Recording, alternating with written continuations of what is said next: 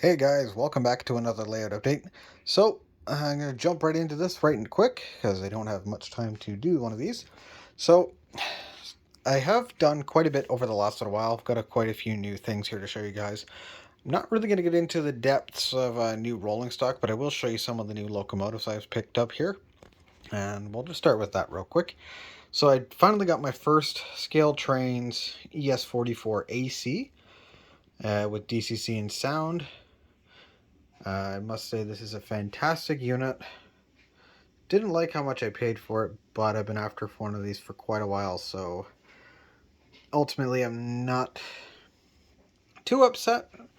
I mean, they are fairly common, but there's only one local hobby shop to me that I was able to find one of these. And moving on up to the next one here is a Athearn Ready to Roll SD38. This is a DCC ready model that I'm going to add ESU lock sound in. It's an alright model. It'll be a lot better once I get sound in it and start running it. There are a few things that I'm not too thrilled with on this. Like the walkway actually slants forward with the coupler boxes put in. But that's a project to fix another day. Another first for me is an Atlas Masterline Blue Devil. This was done up for me by a friend of mine as a gift. This is a fantastic unit, runs great.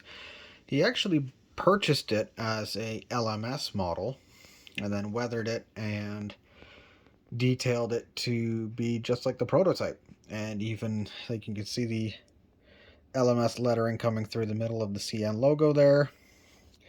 He did the number boards differently as the real 2463. This unit sounds amazing, runs really well. Overall, I'm really grateful for it. And I'm going to hang on to this for pretty much forever. Next up is a Bowser SD40-3. This is from the recent one, number 5106, with DCC and sound. This is actually a really nice unit.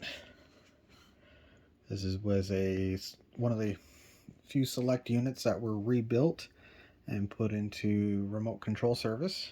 Hence the beacons on the front of the locomotive, on the top of the cab, as well as a few other decals on it, indicating that it is RC. Unit runs really well.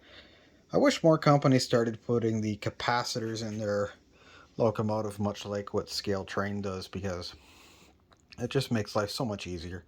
I mean, having really good track work works really well, but at the same time, doing track maintenance all the time is just not fun. So, anyway, moving off to the next locomotive here that I got off of Facebook is this Athearn Collectibles P42 and Via Rail number 908. This is a DCC ready model.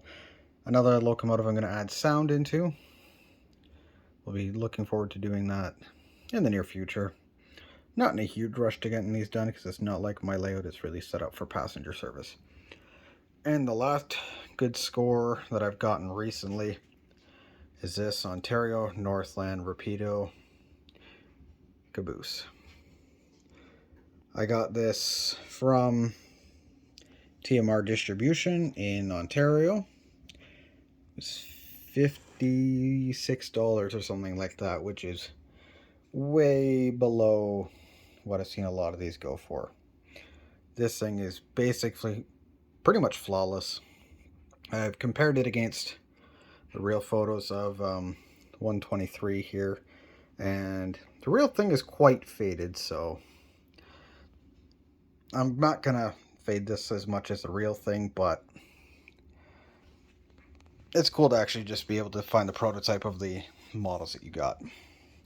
Anyway, so moving on to the layout, I haven't done a whole lot of work. Mostly the areas that I've focused on completing is the grass in and around the industries here, as well as I removed the ugly rock pile that was surrounding this industry, and I'm going to come up with something new. and then I'll get the rest of the static grass put in and figure out what I'm going to do with the scenery. Nothing else has really changed along here. I've been procrastinating doing this because I want to add signals, and right now signals are very hard to come by, and I want to have quite a few. I think there's a total of 6 that I'm going to put in here. 2 dwarfs and 2 dwarf signals for the siding, and then the other 4 for the main. And I know Atlas makes some, and they do make the circuit boards and everything to go with them, but that can get very pricey, and I'm not quite ready to jump into that. But I could make my own, as I did over on this signal, because this was controlled by the Rapido switch machines, but I have to redesign the circuit board because the resistors that I used were not good enough. They burnt out, so I have to put in a higher ohm value into that circuit board, and I might use a few of those over here because these switch machines over here actually have the ability to control polarity to a signal. So I got a dwarf signal up here that I'm going to eventually light up, but between that dwarf signal and that, the only 2 that are built and on the layout. That dwarf doesn't have lights in it just yet, but it will eventually. The rest I have to build, and I've just been putting that off because I've had other stuff on the go. I've been plugging away at my GP9RM, and we'll hop on over to that in just a minute here. But overall, actually, one other thing I did end up doing is I put a fascia board around the whole front of the layout. The only place I hadn't done it was on my control panel here. But overall, if you get a chance to do this sort of fascia board, it really does tidy up this side of the layout. Makes it look a lot nicer.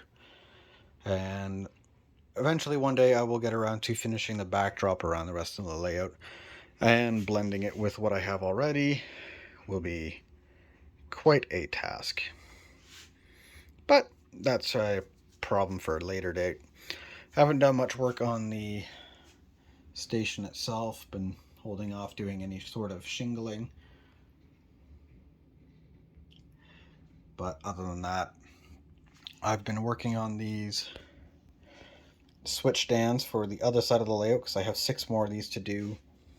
I've got them installed.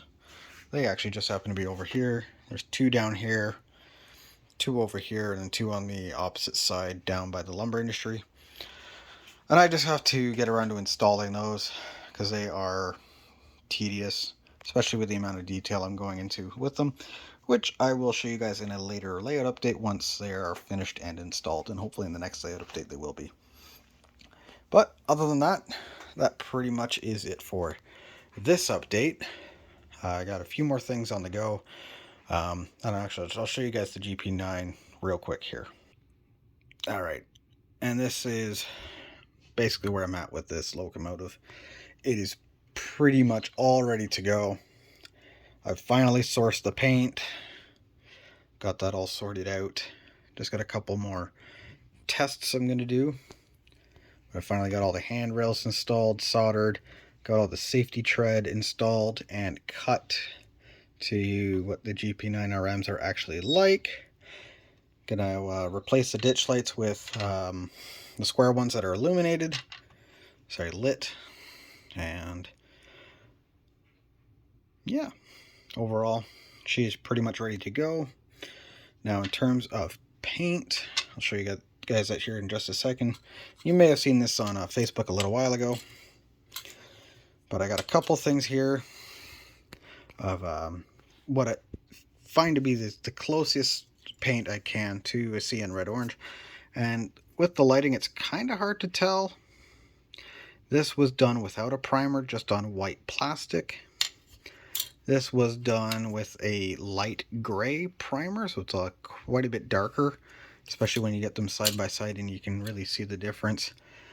So I think I'm going to run a test with a white primer, and then I'll run one with a pink one just to see how close these comes out to the CN Red, because as of right now this is very, very close. It's close enough for my tastes, and it will look really well on that locomotive when it's all done. And this actually came out of a spray can, which is the Vallejo Hobby Paint. This stuff right here. It's actually really good stuff. I'm actually really excited to try this out. For anybody interested, there is the color, Bloody Red. And like I said, I'm going to try it out with a pink primer as well as a white primer. I've got both of those ready to go. I just have to not procrastinate and do it, so that's what a lot of this is. So there's your white primer and your pink. So definitely cool to try and see how this comes out versus the white. Probably the white is going to be the way to go. But again, I want to get the best results on this locomotive because I spent a lot of time and I want it to be as accurate as I can get it. So hopefully that all turns out nicely. I do have the True Color paint for the CN Red Orange. And I do have an airbrush to try that out with. Actually, I have a few different airbrushes.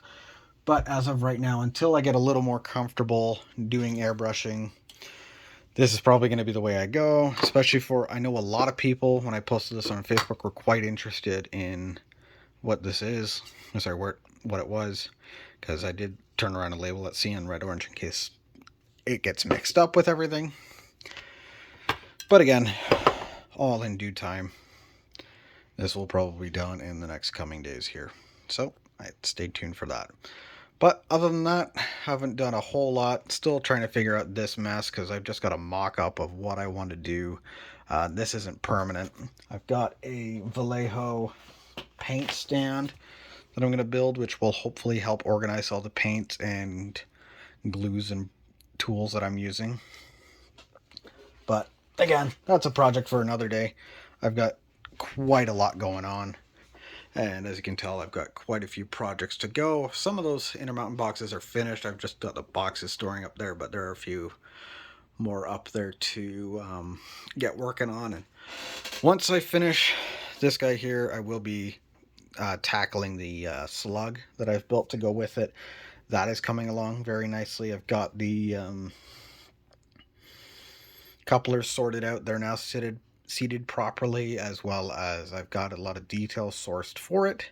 I've just got to figure out what I'm going to do for grab irons, as well as a couple other parts. I do also have the fuel tank for this.